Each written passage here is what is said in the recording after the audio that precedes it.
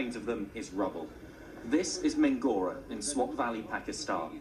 Even though the earthquake's epicenter was in Afghanistan, the damage here was still devastating.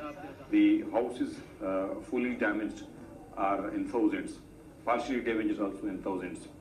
But you see, these figures are premature because we are still collecting the data from the field.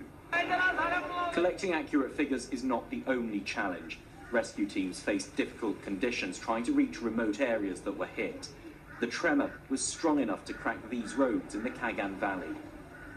The earthquake measured a magnitude of 7.5, just slightly less powerful than the devastating one that struck Nepal just over 6 months ago.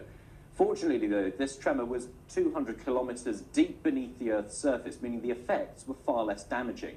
It struck at what geologists call an intermediate depth, and that could explain why it was felt so widely across a huge area. This footage was captured the moment the tremor reached the northern Pakistani town of Gilgit. This suspension bridge, one of the longest in the country, swaying as the cliff face crumbles, though the bridge itself appears to have survived. In Afghanistan itself, in Takhar region, the injured were being treated in hospital. Among the victims, schoolgirls who were crushed in a stampede as they tried to flee the buildings when the earthquake began.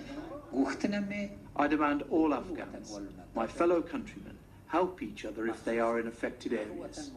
Also, I ask everyone to provide accurate information on the casualties and damage, so we can start managing help for those who need it.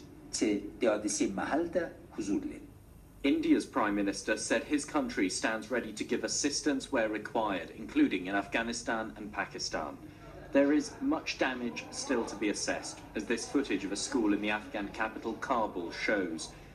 In Pakistan, funerals were being held for some of those who died in the disaster, and the numbers of people killed and injured could well increase in the coming days.